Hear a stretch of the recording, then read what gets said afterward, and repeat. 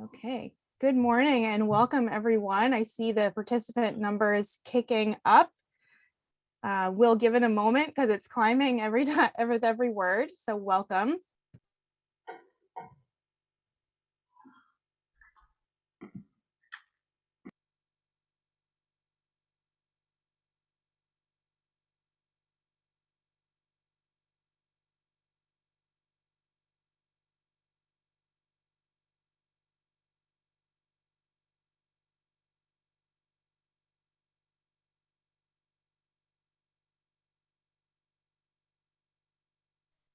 We are up to a whopping 80 participants, which is great. So good morning, folks. My name is Christina Tamer. I'm the Director of Programs at VentureWell, and we're here to learn all about the NIH Tech Accelerator Challenge for Maternal Health.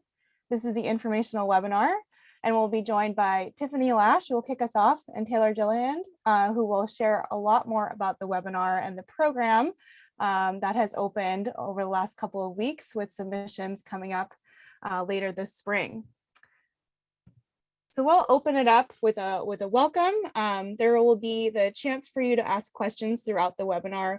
We will run through our slides to start off, and then we'll open it up to questions at the end. So we'll give an overview of NTAC Maternal Health. We'll hear from our wonderful co-sponsors, and then we'll have the participant Q&A. So I'll go ahead and hand it over to my colleagues at NIH and NIBIB to share about the origin of the program. Thank you so much. We bring you greetings from the National Institute of Health. My name is Tiffany Bailey Lash, and I am from the National Institute of Biomedical Imaging and Bioengineering. We actually started the NIH Technology Accelerator Challenge probably about 2 or 3 years ago. It was founded in a collaborative effort between NIBIB and the Bill and Melinda Gates Foundation. We had certain goals with the NTAC, which stands for Technology Accelerator Challenge, which are to stimulate the design of new diagnostic technologies and to transform public and global health. These were things that both NIBIB and the Gates Foundation felt very strongly about. We also wanted to accelerate the full development of those products for use in low resource settings. Our first challenge dealt with global health. This was a $1 million challenge. It was in 2002, and it was to design the development of a non-invasive handheld digital technology to detect and diagnose sickle cell disease, malaria, and anemia. And what you'll see will be, kind of a theme. We are really looking for multiplex technologies. As a program officer in the diagnostic space, you see several one-up technologies, but what we are interested in are multiplex technologies. Here we actually have a quote from our director at NIBIB, Dr. Bruce Tromberg, that highlights that we are definitely interested in promising technologies and transforming them into practical solutions that work in the challenging environments of low resource regions. So again, we had our first challenge that dealt with global health. With NIH, we have a collaboration with the Gates Foundation. We have several different working groups that deal with several different topics. And one topic that came up was maternal health. We can go to the next slide. So as you know, maternal health is a global crisis, and a global crisis that NIH is very concerned about. Here's some statistics. About 800 women and 7,000 newborns die each day from complications from pregnancy and childbirth. There are certain conditions such as hemorrhaging, preeclampsia, bacterial infections account for more than 50% of global maternal mortality, with 94% of these fatalities occurring in low and lower middle income countries. So this is a crisis in the United States, but it's also a global crisis as well. We do note that inside the United States, there's a wide racial and ethnic gap that exists. Black women are 3 times more likely to die from pregnancy-related complications and should be addressed. Pregnant women in rural communities are 60% more likely to die than women in urban communities. NIBIB is a technical, we deal with technology development, and so we found it was important to work with our colleagues at NIH to actually talk about, along with the Gates Foundation, in tackling this crisis in maternal health. What we see, new low-cost point-of-care technologies are needed to detect and differentiate common conditions associated with pregnancy. Next slide, please. So with a lot of discussions amongst our colleagues at NICHD, the Institute with Child Health and Health Development, also the Office of Women's Health, Office of Research on Women's Health, along with our partners at the Bill and Melinda Gates Foundation, we had several meetings to discuss what would be the best way to tackle these challenges. We came up with moving forward with the Accelerator Challenge for Maternal Health, which we're very excited to present today. This particular challenge was established directly to address the maternal morbidity and mortality crisis being experienced around the world by bringing new diagnostics and devices that can contribute to safer pregnancy and birth. Again, this was developed from the NIH Maternal Mortality Task Force, the NIH and the Gates Foundation Maternal, Neonatal, and Child Health Working Group, as well as the Point of Care Diagnostics Technologies Working Group within that same mission between NIH and the Gates Foundation. So what does this mean? We will be offering a $1 million cash prize to spur the reward and development of low-cost point-of-care molecular, cellular, and/or metabolic sensing and diagnostic technologies to 1, guide rapid clinical decision-making, 2, improve patient outcomes, and to ultimately prevent maternal morbidity and mortality. I'll pass it on to my colleague, Dr. Taylor Gilliland. Thanks, Tiffany. Good. Next slide, please. Great. So Tiffany has told you a lot about why we decided to launch this NIH Technology Accelerator Challenge for Maternal Health and really what we're hoping to achieve at a high level. Now let's get into some of how you might actually compete and what that might look like. Registration. We do require that everyone interested in competing in this challenge for some of those cash prizes, be sure to register at venturewell.org/NTAC. And you're going to choose one of the following 3 registration categories. First, individual. Perhaps you're just competing on behalf of yourself, either as a team and perhaps on behalf of a group of individuals, in which case we ask you to pick a team captain who will register on behalf of everyone. Or the third category as an entity. And this is where you are competing on behalf of a legally established organization, such as a nonprofit organization, an institution, maybe a university or college, or a corporation, maybe a diagnostics company. We ask in that case to identify a point of contact who will represent the entity and compete and submit on their behalf. Now, some important caveats. If you're an individual category of registration, please note that you must be a U.S. citizen or permanent resident in order to be eligible to receive a cash prize. This is a requirement of the law that gives us the authority as a federal agency to run a prize competition. For the team category, when you pick your team captain, we do recommend that that team captain be a U.S. citizen or permanent resident. NIBIB, in awarding a team, will pay the full cash prize purse to the team captain. And then the team captain can decide how to distribute those funds if they choose to do so. And same with entity. So an entity, again, we ask you to identify a point of contact. However, the cash prize will be paid directly to the entity, not to the point of contact. However, to be eligible to receive that cash prize, you must be incorporated in and maintain a primary place of business in the United States. We do note, again, due to the law that gives us the authority to run this competition, that non-US citizens and non-permanent residents are not eligible to win a monetary prize in whole or in part. Our hands are tied on that. However, you absolutely may participate as part of a winning team, and we will acknowledge you on our website when we announce the winners. We just cannot pay a non-US citizen, a non-permanent resident, or a non-US entity a cash prize directly. Let's go on to the, one more thing before we move on. Sorry, the registration deadline is going to be April 1st, 2022. So please be sure that you complete this registration step at the registration portal at venturewell.org/NTAC prior to submitting your entry, and that must be completed by April 1. Next slide.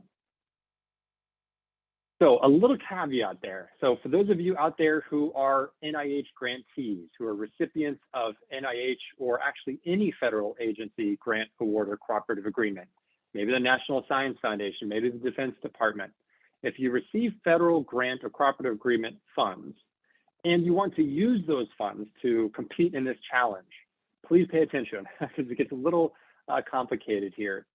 You can only do so if the use of the funds is consistent with the original purpose, terms, and conditions of the grant, award, or cooperative agreement. So if you have a grant on molecular research on cancer pathogenesis, probably not going to be consistent with the purpose, terms, and conditions for developing a maternal health diagnostic. But we recommend you reach out to your authorized organizational representative or institutional official to discuss this. However, if you have a grant or cooperative agreement that is consistent with this challenge and you want to use those funds, let's go to advance on this slide. So again, just to make sure, if you want to do that, if you intend to use funds and it's consistent, then here you go. You must register, and this is key.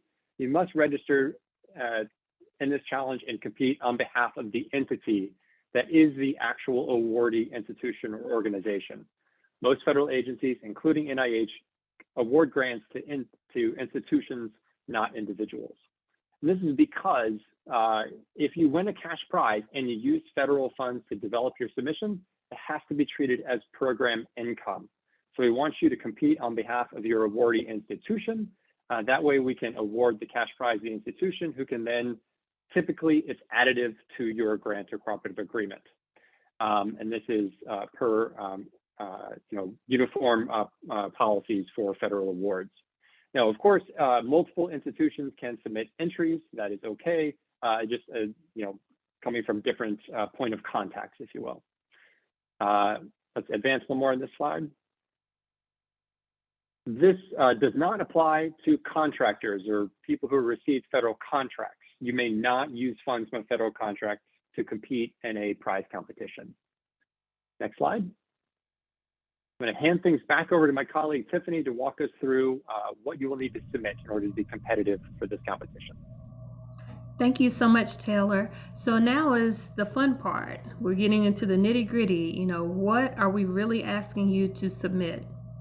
So to win a prize in this challenge, participants must submit two things. Number one, a design for the point-of-care diagnostic test or platform technology with initial feasibility data or references addressing at least 2 of the 4 priority conditions affecting maternal health during antenatal and intrapartum periods. So that is the first one, the design for the point-of-care diagnostic test or platform technology.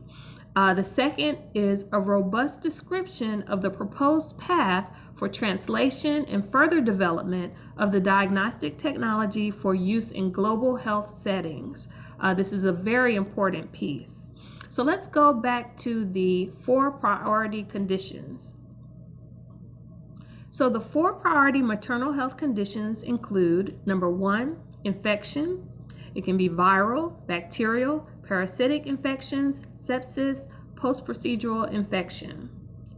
It can be hypertensive disease, or which could include preeclampsia, eclampsia. It could include hemorrhaging with acute anemia, iron deficiency anemia, and coagulopathy. There's also the placental issues, angiogenic or other markers of placental disruption. So those are the 4 priority maternal health conditions, and you have to address at least 2 of the 4 priority conditions affecting maternal health. Next slide, please.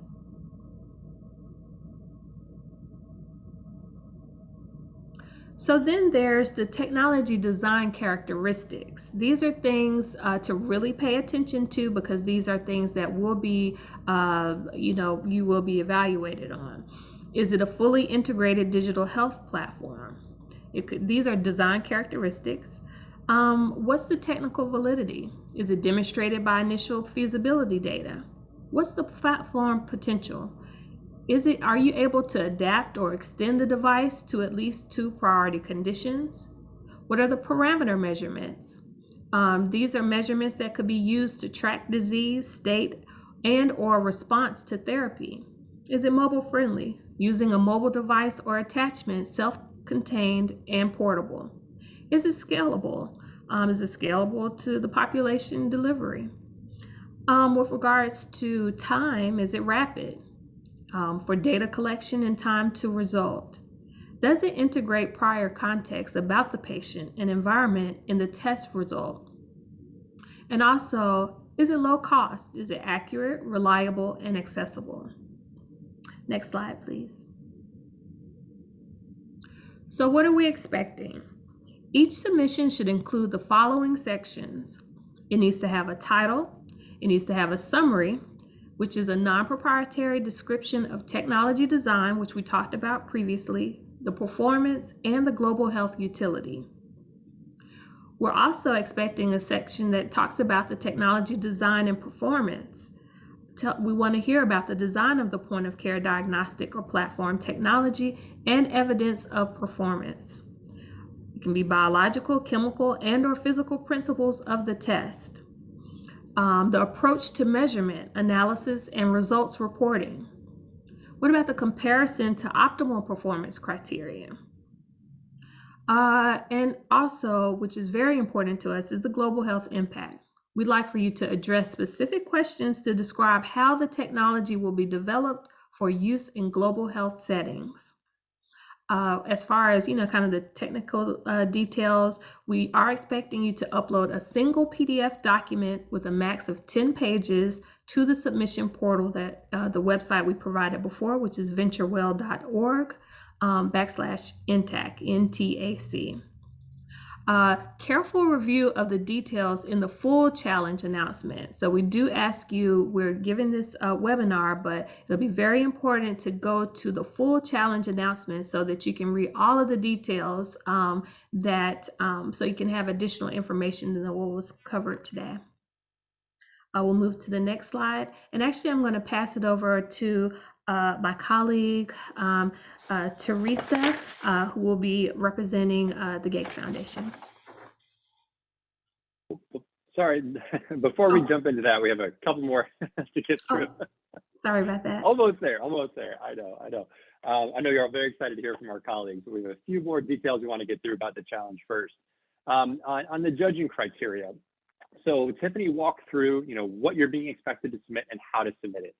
Once you submit your submission by that deadline of April 22nd, it will be evaluated by a series of technical experts in different fields, multidisciplinary panel, and then finally evaluated by a panel of federal judges. Now, they will use the set of 6 different criteria with these maximum points indicated here for a total maximum point awarding of 50 per submission. The 6 categories are the technical approach, the analytic performance, digital platform integration, global health impact, clinical utility, and diagnostic innovation. And I highly recommend you go to the venturewell.org/NTAC website, and you can go to the complete official challenge announcement, which contains additional details about what are the criteria within each of these categories that our evaluators and judges will be using to evaluate the submissions. We'll go to the next slide. So once the submissions have been evaluated, our judges have made their determinations, we will be awarding cash prizes by electronic funds transfer and up to the following amounts.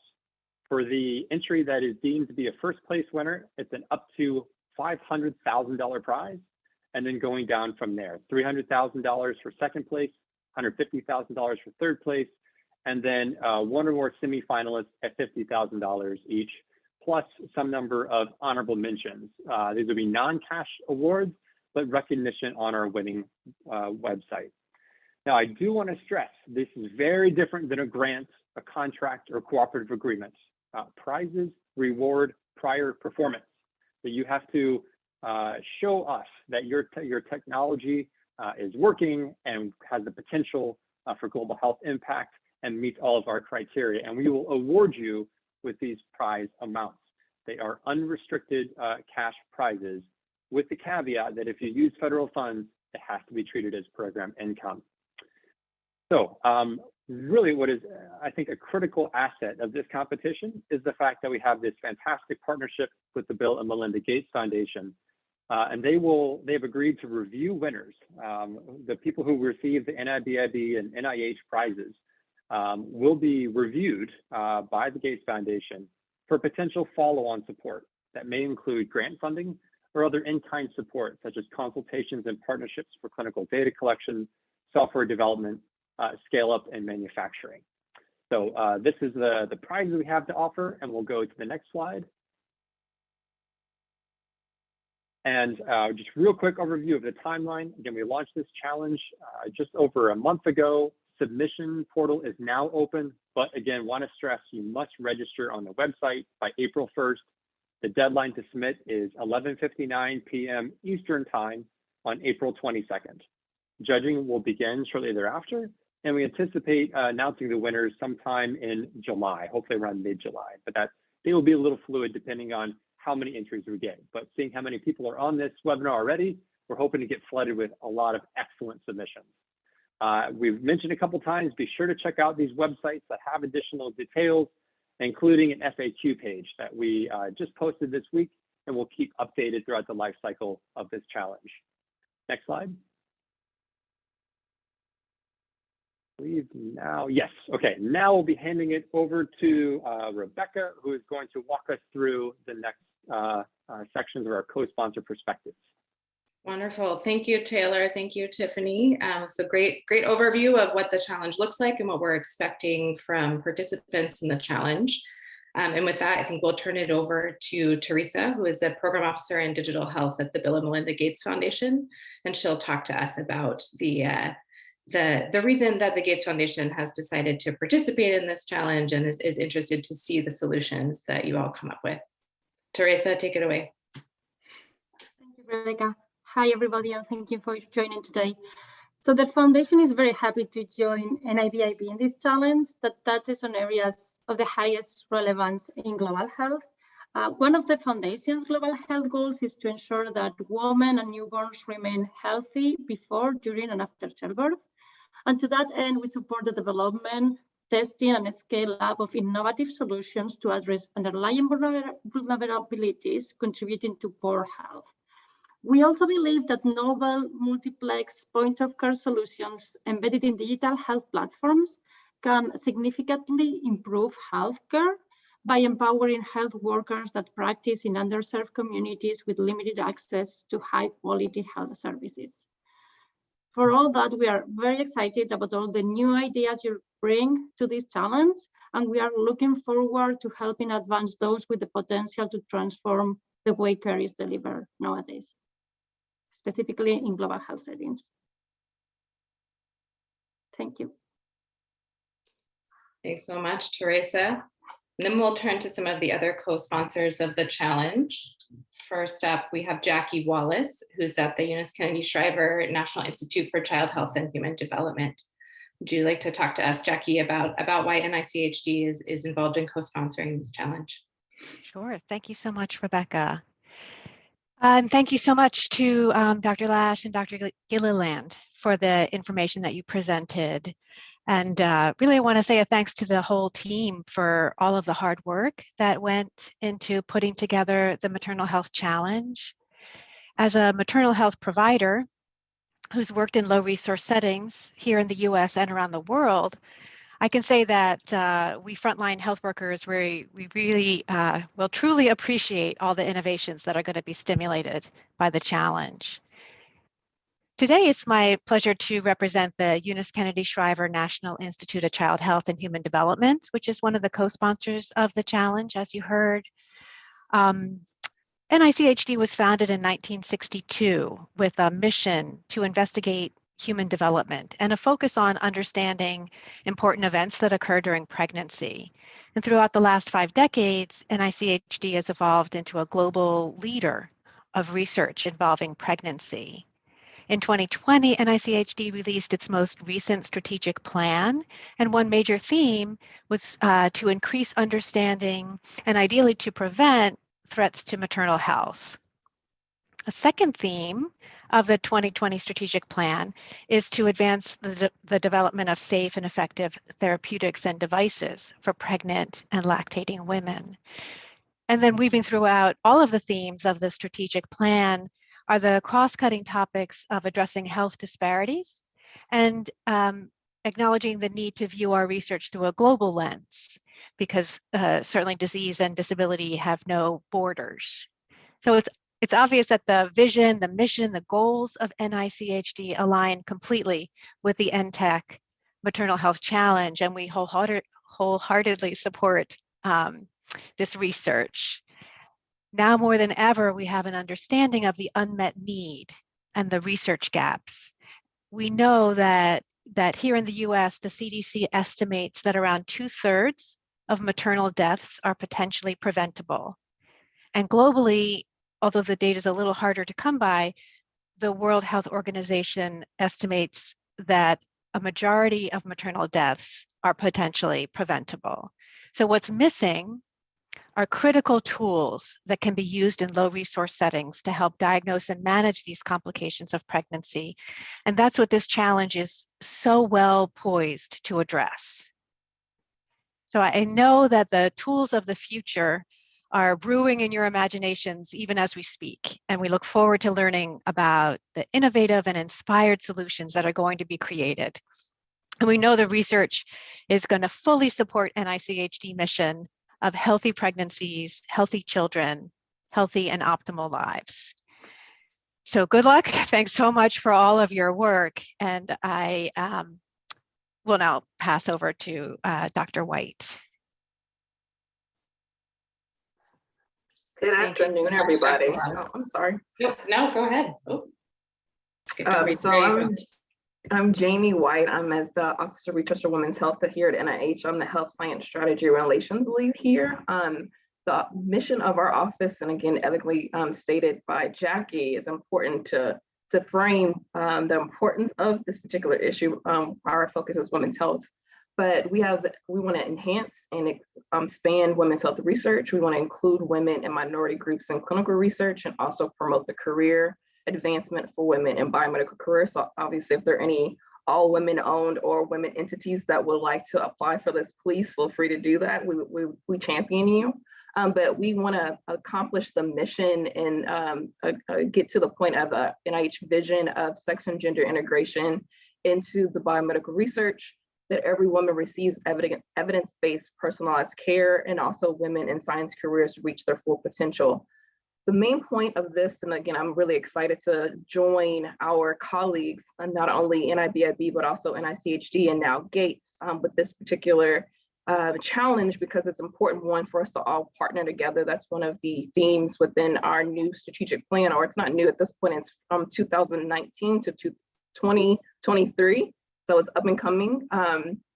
In that particular plan, we have 5 strategic goals. One of them, and our main and most important, I would say, is advancing rigorous research that is relevant to the health of women. Our second goal is developing methods and leveraging data sources that consider sex and gender, also enhancing dissemination and implementation of evidence to improve the health of women. And again, I think this challenge falls into that. Promoting training and careers to advance science for the health of women is our fourth goal, and our last goal is improve evaluation of research that is relevant to the health of women. Obviously, we really care about these issues. I think it's extremely important for us to be a part of this. Another big piece of ORWH's mission is working with all of our institutes and centers, our 27 institutes and centers at NIH, and working NIH-wide to promote and make sure that women are getting their healthcare needs met. And unfortunately, this is one area that they are not. I'm sure similar to all of the statistics that were just stated earlier, and I won't repeat them because I want to make sure we get to the questions, but this is an unfortunate part of our society now, especially even with COVID, and that a lot of women are not able to have a healthy pregnancy and also are dying from this issue. And so I think it's extremely important for us to highlight the importance of maternal mortality and morbidity and the unnecessary deaths that are happening and how we can prevent them. And so I'm just grateful again to be a part of this particular challenge. And again, I'm hopeful to have a lot of great entities join and apply for it. And so with that, I'll pass it over for questions. And if there's anything that I can answer on alongside of our colleagues, I'm sure they're more than willing to take that on. So with that, I'll end. And again, thank you for the opportunity to talk on behalf of ORWH. Thank you so much to Ms. White and all of our sponsors and co-sponsors for the wonderful overview, the perspectives on why you're participating in this challenge. I think with that, we've left plenty of time for your questions and answers. We're going to use the Q&A function in Zoom, and I see many of you are already asking questions in there, and some of them have already been answered. You'll find answered questions over in the answered tab. If you're having any trouble finding that Q&A, just look at the bottom of your screen. There's those little kind of talk bubbles. It says Q&A, and open it up and put your questions in there. And we will start working through those questions live with the panelists, and may answer some also via chat or via written response. So please keep an eye on that answered section to see if your question has already been answered via a written note. And we will start with the question at the top of my screen, which is whether the competition is also open to solutions that use clinical data, technology, and artificial intelligence to address real-time diagnostic and detection problems in maternal health. So maybe I can turn that over to Dr. Gilliland to talk a little bit more about in scope and out of scope for the challenge, or Dr. Lash, if you'd like to address that one. Yeah, I think I'll hand that over to my colleague Tiffany, who's more of an expert on the diagnostic technology side of things. But my initial response would be yes, as long as it meets those criteria of what we're expecting a technology or diagnostic technology to do, which Tiffany outlined, then I think it'd be eligible. But Tiffany, please elaborate if you'd like. Sure. Thanks, Taylor. And I concur with what you said. As long as it reaches the submission requirements, what we said, it needs to have the design for a point of care diagnostic test or platform technology with initial feasibility data or references addressing at least 2 of the 4 priorities that we discussed. So, you have in here clinical data technology. So as long as it adheres to those submission requirements. Thanks to both of you. We have a couple of questions about entities from outside the US and establishing US partners to submit together. Do you want to address, maybe Taylor, some of those questions about the differences between individual team entity and then also inside the US and outside the US again? Yeah, I think those are good questions. Thank you. So yes, to be eligible to win a cash prize, an entity must meet that criteria of being an entity that's registered in the United States as an official entity, legal entity, and have its primary place of business in the United States. That is a legal interpretation that I, as a biomedical scientist, probably can't go too much into detail analysis on, but do consider that when you're deciding. So yes, there was a question about, if I'm a foreign entity and I want to partner with a U.S. entity, if that U.S. entity that meets those criteria to be eligible to win the cash prize, if they are the one who registers and competes in this challenge, and they meet those criteria and they win, they would be paid the cash prize. And then however any funds get distributed after that is up to the eligible winning entity. I think there was another question. So yes, it wouldn't be a submission maybe together, it'd be a submission from the US-based entity. And then however there is collaboration going on behind that, it's up to the participants. There was another question I believe I saw about this, but let me take a break there and see if there's anything else. Oh, there's a question about multiple PIs or students working together across a university and a company. And there again, whether you compete as a team or an entity There, again, if you use federal funds, that kind of ties your hands. You need to compete as an entity. If you're not using federal funds, it's up to you to determine, are you going to compete as a team? In that case, pick a team captain who meets the criteria, or choose to compete on behalf of one of your entities. That is up to you to determine. Thanks, Taylor. And I just might add, there was one additional question about what's required from collaborators. And I would note that if you go into the registration and also the submission forms, you will see that you can enter multiple, you have to define a primary point of contact for a team or an entity, but you can enter additional information on your collaborators in either of those cases. So that's available to you. I want to jump in real quick here, just to really hammer this point home. Kind of take everything you're used to doing if you're used to applying for NIH funds or federal grant funds and put that on one side of your brain and then use the other side of the brain, because we're starting, this is a very different process. You do not have to come in and say who the co-PI will be. We're not asking you to indicate your percent effort. This is not a grant or contract. So it's be much simpler, much more streamlined, much more open to who can participate. So just keep that in mind. And Taylor, maybe in line with that, you could reiterate the point about how prize funding can be used and any strings attached or not to that in terms of how it applies to the submission. Right. So no strings attached unless you use federal funds, grant funds, and you do so in a way that's consistent with the purpose, terms, and conditions of the grant award, then it gets treated as program income. But if you're an individual, if you're an entity, no use of grant funds and developing your challenge submission, they're unrestricted funds. Of course, ideally, you'll use them to continue advancing, developing your technology. There's no requirement to do so. We are rewarding people who have developed technologies that meet our criteria. Wonderful. And Taylor and Tiffany, there's another question here about specifically why a prize. And I know we addressed that a little bit at the beginning, but this seems like a good opportunity to come back to that. Why prize structure? Why set that grant piece aside and focus on prize here? And what are you hoping to accomplish differently with the prize?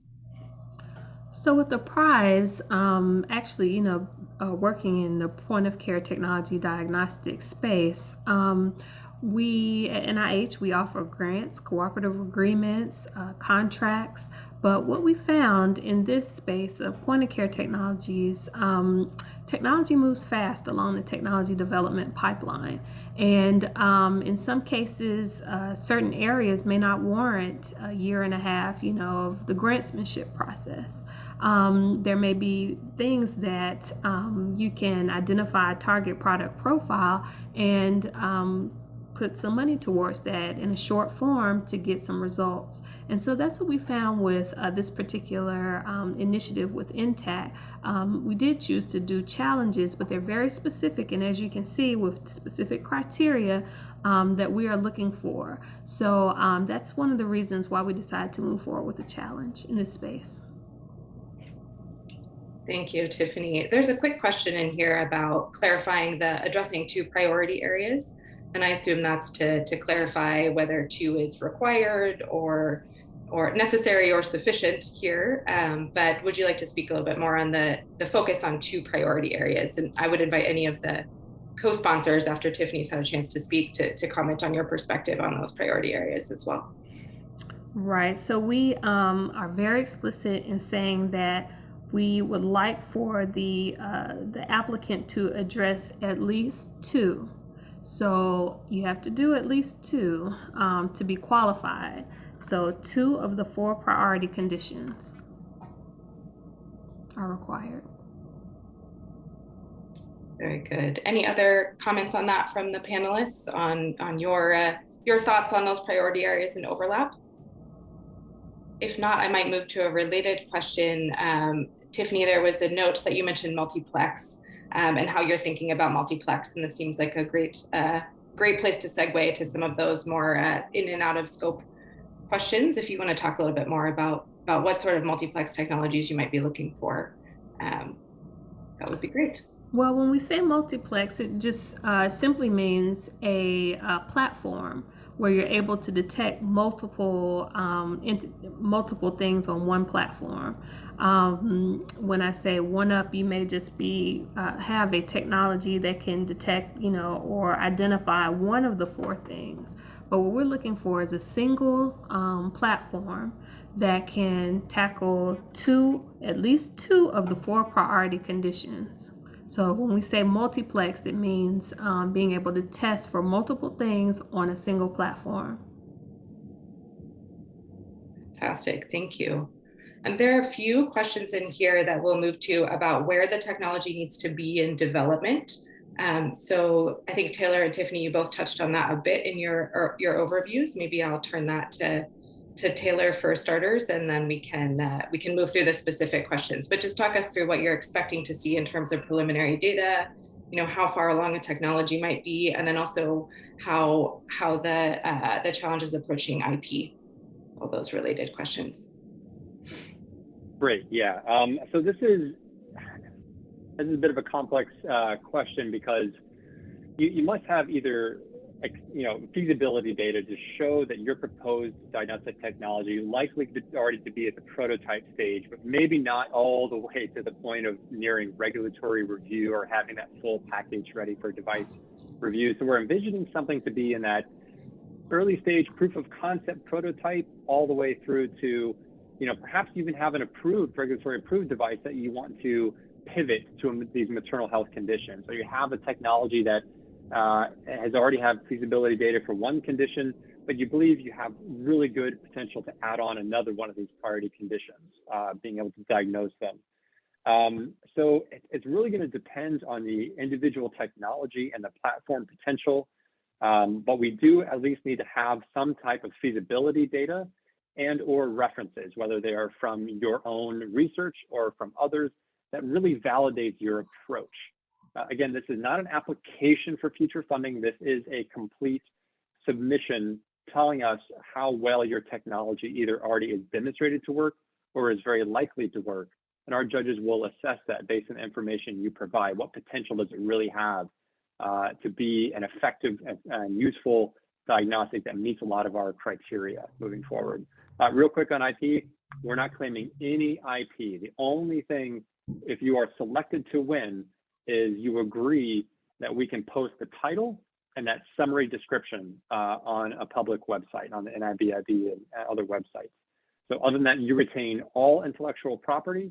We just ask that we can publicly announce you as we can share your title and that non-proprietary description of your submission that you provide as part of your submission. Everything else is you retain all intellectual property rights to. Thank you so much, Taylor. I'm going to move into a couple of questions that are specific to what is in scope and out of scope. And I would, of course, refer all the participants in the webinar and those who are hoping to register to the challenge announcement. It's in the chat. You can also find it on venturewell.org/NTAC.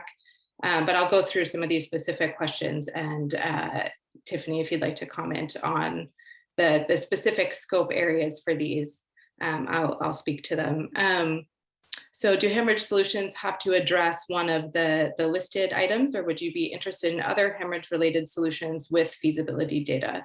For example, real-time hemorrhage, blood volume loss detection via wearables. I may turn that over. Jackie, would you want to take that one? It sounds like a great idea to me. So yes, my understanding is that if you're addressing hemorrhage, you don't need to go down the road of diagnosing anemia. That if you had technology to better diagnose hemorrhage in the moment, that would be welcomed from my perspective. I don't know about NIBIB, but. Right. So the examples we provided there in each of those 4 categories were just examples. You need to address something within those broader categories, those 4 categories, but you're not limited to just those examples we provided.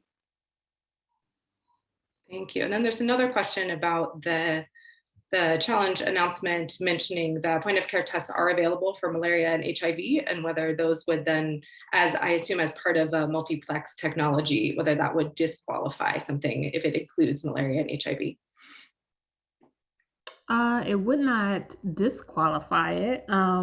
Again, your technology has to address at least 2 of the 4 priority conditions that are listed below, that are the infection, hypertensive disease, hemorrhaging, and placental issues. So as long as it covers 2 of the 4, we consider that as within scope. Wonderful, thank you. Also a question about cellular molecular diagnostics versus wearables and whether those are exclusive, mutually exclusive here, or if you would consider wearable technologies if they address those challenges in our point of care. We certainly welcome wearable device and sensor technologies, as long as they, address the 4 priority conditions and at least 2 of them. Something there.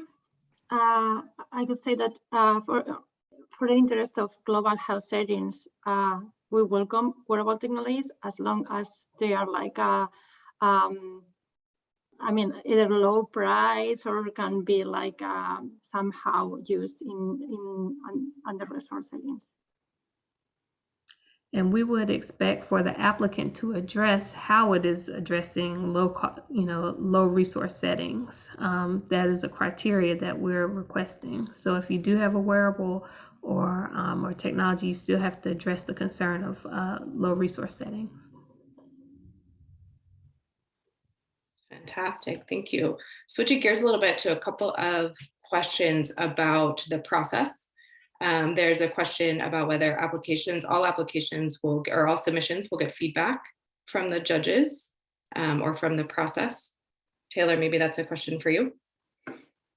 Yeah, at this time, we are not anticipating providing feedback to the judges' feedback in each submission. Hopefully the volume of submissions will be so overwhelmingly massive and fantastic that we won't be able to, but no, at this time, we can't commit to providing individual feedback to each submission. That may change, but we don't anticipate it at this point. And Taylor, there's also a question about letters of recommendation, which I suspect goes back to your point about grant funding here, prize funding here, but if you want to address right. how we would deal with letters of recommendation in this structure. Yeah, we don't need them, simple as that. Just carefully, go in to see what we're asking for in the submission requirements. And you'll see that is not something that we need for this. Great. And then a couple other sort of, I think, related technical questions, or sorry, submission related questions about technologies that are funded via other mechanisms or have applications to one of your organizations, one of the co-sponsors organizations for another funding mechanism, and whether that precludes participation in this challenge. So if you want to just speak a little bit to who is eligible and if there are other funding opportunities, streams of funding, or kind of places that a project might currently be that would prohibit it from applying here. Sorry, submitting here. I'll take an initial stab at that, but I'll defer to Tiffany and Teresa because I know there are some questions about folks who have pending GATE applications. So in general, you should not be submitting the same application to multiple funding sources. It's kind of a general rule of thumb. However, again, what we're asking for is pretty specific. And again, is not an application for future funding, it is a reward for past performance. So it's unlikely that they'll be exactly the same. An application that you submit for a grant would probably not be competitive for this challenge. So do keep that in mind. However, from NIBIB's point of view, we are not automatically precluding anyone who is seeking additional grant funding, which is a separate mechanism in the broad field of maternal health diagnostics. But I'll defer to Tiffany and Teresa for any further comment. Taylor, you hit it on the nail for us. No further comments about that. I'll let Teresa speak on the Gates Foundation's point of view. Yeah, I would say this is very related to I mean, I wonder what you mean with like a granting process with the Gates Foundation. I know that we are pretty quick on making grants in general, so you should easily know whether this grant is going to be funded or not. If you mean that your idea is partially be funded by a grant with the Gates Foundation and you are wondering whether you can like get extra fund from this challenge. I could assume that we are looking for like new ideas, new solutions, so something that is already funded or in process of like a research idea in process of being developed.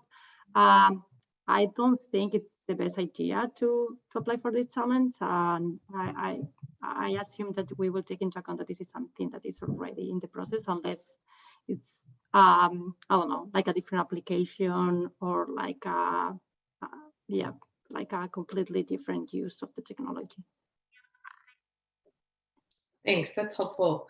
I also just want to point out to all the participants in this webinar that if you have specific questions about the technology that you have or are developing and whether it is relevant or whether there's overlap with something at the Gates Foundation already at NIBIB or one of the co-sponsors, you are always welcome to email the challenge manager, and I will pop that link in the chat to ask specific questions, and we can get back to you about how that applies in your specific case. But I think that hopefully this is a useful kind of general overview of the approach that this group is taking to that.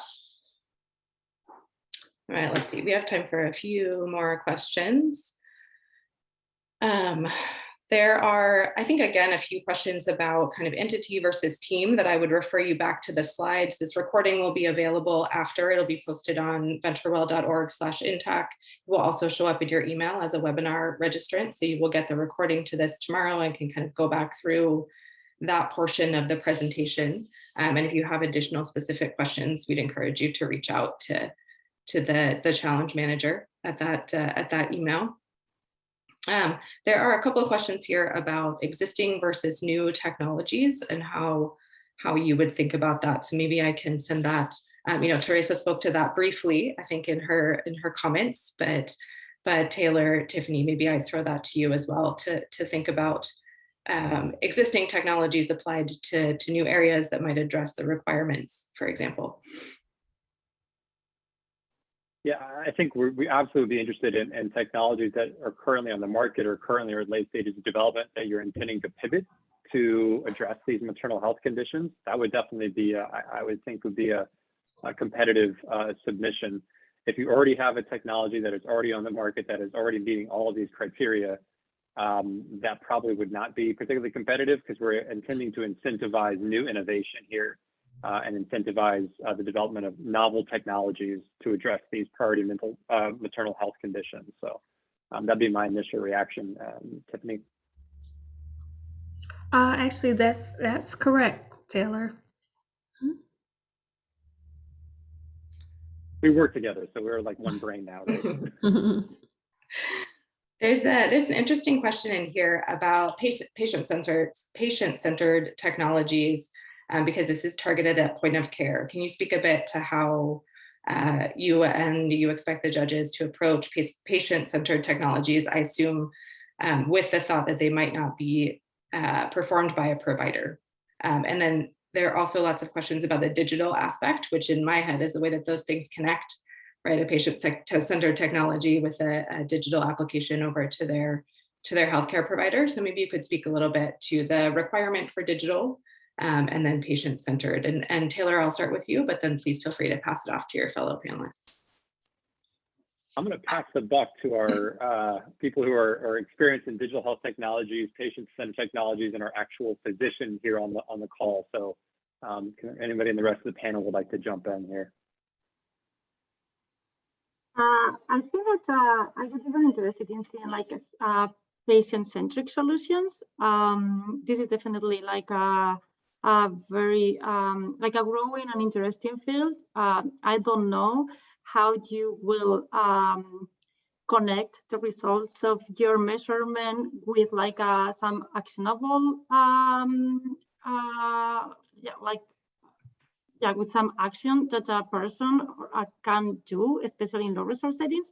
But it would be interesting to see those ideas.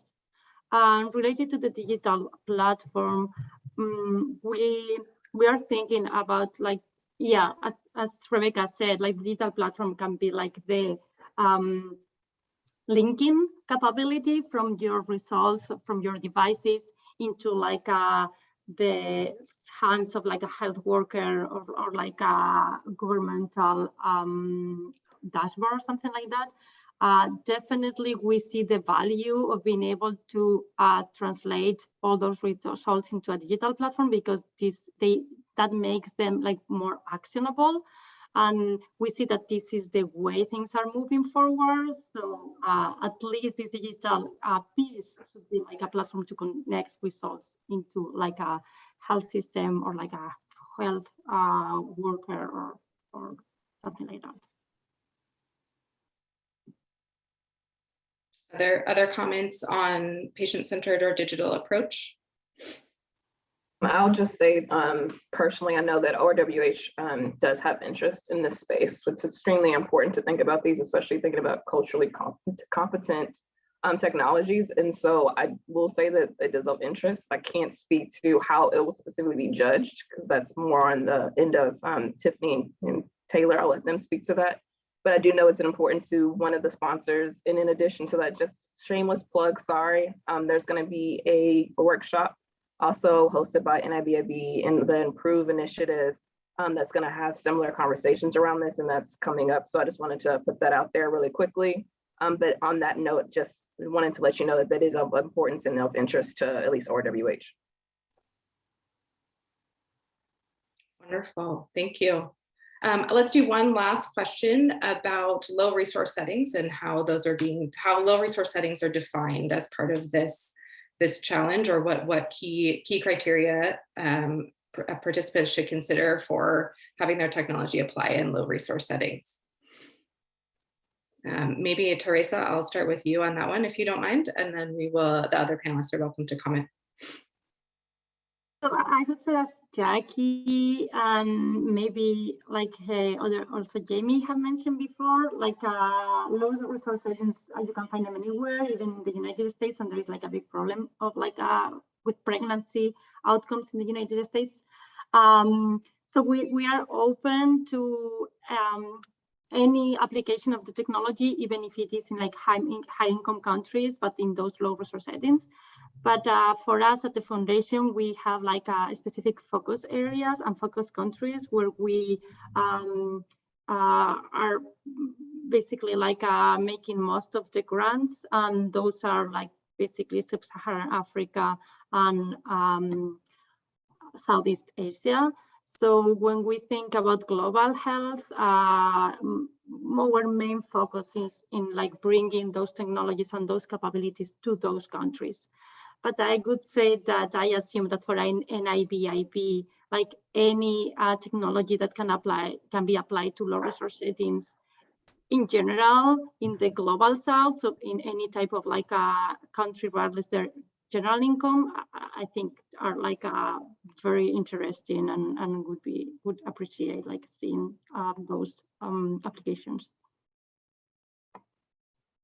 Wonderful. Jackie, did you want to comment on that as well? Yeah, I think that's a terrific question. And I don't know actually if NIBIB, if you've thought about specific criteria about what makes a low resource setting, but I would look at it through the lens of perhaps what resources are available in that community. You know, how far is it to a birthing hospital? How far is it to a provider? But I don't know if there are specific criteria that NIBIB is looking to. It's a good question. Taylor, Tiffany, any comments, or perhaps we can leave to the submitters to make their case for how their technology applies in low resource settings? I think, yeah, depending on obviously you have to have a robust plan for global health indication utilization in those kind of settings. But additionally, of course, we can see some of the same kind of portable, low cost, high accuracy technologies will have broad implication in different environments here in the United States and in other developed countries as well. So we intentionally left that broad. Didn't want to define it, narrow it too much, but do think about that other component for your submissions. You do have to have a robust global health technology development plan. Wonderful. And then I guess Taylor or Jamie, did either of you want to say anything additional about the Maternal Health Technology Workshop before we close out today, and thank everybody for participating? I'll just welcome anyone to join next week on Tuesday, January 18th.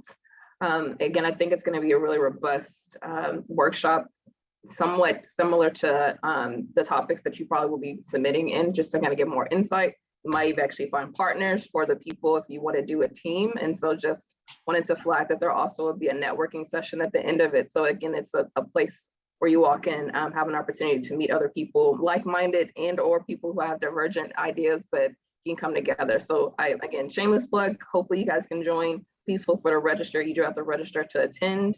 And I'll let NIBIB give the closing remarks on the end of that if they would like.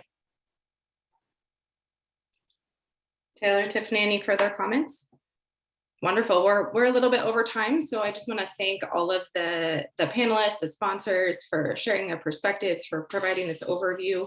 Let all of you participants know that you will receive this webinar recording in your email. It will show up on the venturewell.org/NTAC website tomorrow.